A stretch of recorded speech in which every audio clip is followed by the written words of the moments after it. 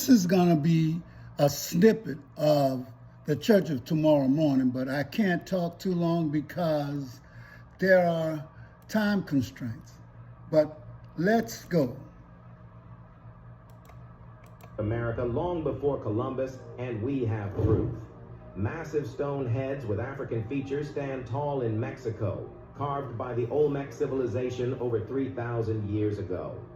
King Abubakar II of Mali launched an epic fleet of 2,000 ships across the Atlantic in the 1300s, and the evidence is everywhere. African architectural techniques in ancient American buildings, West African cotton found in Mexican sites. Even identical religious symbols appear on both continents. Our history books lied to us. The real story is African sailors were the first to map the American shores, establishing trade routes that shaped both continents forever. Africans are the ones who discovered America long before Columbus, and we have proof. Massive stone heads with African features stand tall in Mexico. So I'm going to play this video. I'm going to play this video again because the way we learn is conditioning, repetition. And this, we have to get down in our spirits. Whether you like it or not, I love hearing this. My grandfather walked 10 miles to work every day. My father walked 5. I'm driving a Cadillac. My son is in a Mercedes. He said my grandson will be in a Ferrari. But he said my great-grandson will be walking again. So I asked him, I said, well, why is that? And he said to me, tough times create strong men. Strong men create easy times. Easy times create weak men. Weak men create tough times. He said to me, many will not understand, but you have to raise warriors.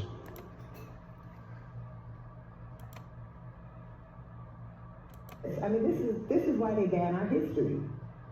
They ban our history because Black history, by definition, is political. That's right. Because Black people, by definition, are political. Right? Our history is political because every story of American greatness, every story of American exceptionalism you want to tell, here we are to the corner. Say, how do you explain us? That's right. If all this is true, why are we here? If all this is true, how do you explain how you suppressed our rights for 350 years? How you bought and sold our ancestors? How you claim to be democratizing Europe, but denying violently democracy for Black people here. So we're the most inconvenient people to the story of American exceptionalism. Right. So they want to ban our history because we give lie, right? We reveal the lie of this country. Right. And we are heroes of that story. So what the research shows is that when you teach Black children Black history, they do better academically. Absolutely. This is not shocking. That's right. It's right. Right? If you see yourself in the story, then you have a powerful sense of who you are. Sure. And I know, I mean, this is why they ban our history, because once I got a little taste of Black history, I became incorrigible as a student. I was challenging everything, right? I would go up in social studies like, where are we? Why aren't you talking about this? What about this, right? And so all of a sudden, you don't just accept the narrative that they give you, you start to challenge it. Right. And you start to have an understanding. So I, because of this class I took at 15 years old with a Black educator named Mr. Ray Dow, where he introduced me to Before the Mayflower by Lerone Bennett. Sure. And the year 1619, I became the child who would go on to create 1619 Project. Wow. If I don't get that class, I don't create this project. That's right. And so they want to ban the class because they don't want more of us. That's right. They don't want more Dr. Blacks. They don't want more Nicole Hannah Jones. Right. They don't want people who can help our children know that there is nothing wrong with Black folks. There's something wrong with our country. That's right. That's right. That's right. 1954, right? Brown versus Ford, right? And most of us in this room are, of course, are aware that thousands and thousands of Black children were shipped to white schools, right? 1619 Project, of course, covers that. The question I would like to ask you is, what did white children miss by never being under the tutelage of black instruction. That's such that's a powerful and important question. And I think, we're taught to think about Brown v. Board, of course, as being about the deficiencies in the education of black children. Right. But if you actually read Brown v. Board, if you read the arguments that the NAACP was making, if you look at the oral arguments, which I'm nerdy as hell, so I've read all of it. Are y'all okay? Yeah. Okay. It's okay. We can enjoy ourselves too. I tell a lot of jokes because this is hard, and if I didn't tell a lot of jokes, I'd be up here crying. Right.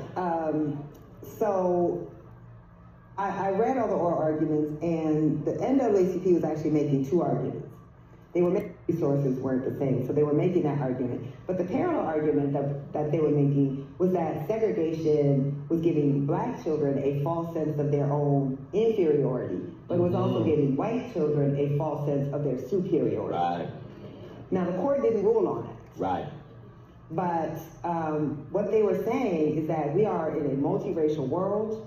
We are going out into the world, so you have to think 1954, what's happening. This is just at the beginning of the Cold War.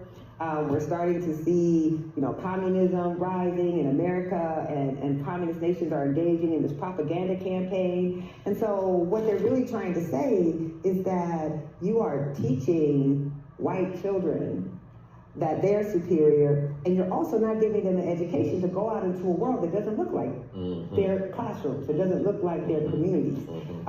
So what white children were deprived of is one, just the ability to be around black people, and we're amazing. But they were also being deprived of the ability, and still are, because white children and black children remain segregated today, of an ability to get an education that prepares them for the world. Yes. An education that gives them empathy. I mean, this is why we have so much polarization, is white children can go most of their lives without ever having had intimate relationships with anyone who's black, and certainly not someone who can be in a position of authority. Right. Because the funny thing about segregation is, because it so limited the opportunities for black Americans, black educators were actually far more educated than white educators. That's right. They had much higher degrees. That's right. They tended to, they would go and get their PhD or their master's degree, but could not work as a doctorate at a university or a scientist. So they would get these degrees, and then they would come back into the K-12 classroom. That's right. And so there's research that actually shows that they, on average, were far more educated and had far more advanced degrees than white teachers. That's right. Now, again, think about narrative. How many of y'all have ever heard that? Yeah. Right? It's true. It is true. But that's not the narrative. So the narrative was that our children were getting an inferior education. They were getting inferior resources. Right. But they did not have inferior educators. Right. It makes me think, was a difference. Absolutely. It makes me think of us at these HBCUs, right? Because of course I'm at an HBCU, and so are you. And the beauty and the power of HBCUs, I think that most people don't know, is that we were really making bricks without straw. Yes. Right? And we have been teaching black children. That's right. Did you hear me? We have been teaching black children not just textbook knowledge, but also knowledge of self, spiritual knowledge, right? Spiritual nurturing, right? The whole self, right? And I think this is critical because in some ways we have not really, as black people, we've not really supported these institutions as fully as we need to. But these institutions have been the lifeblood of black people, right?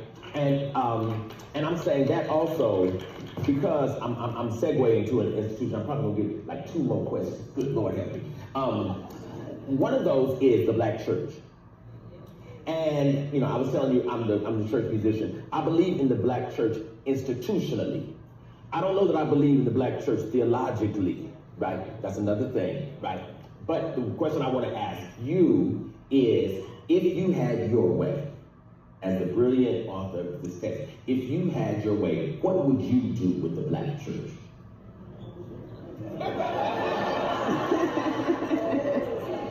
Lord. So I'm going to cut it off here. There's not much I need to say. I just hope that you listen and you take this in. This is spiritual food, food for thought. And I hope that it blesses you.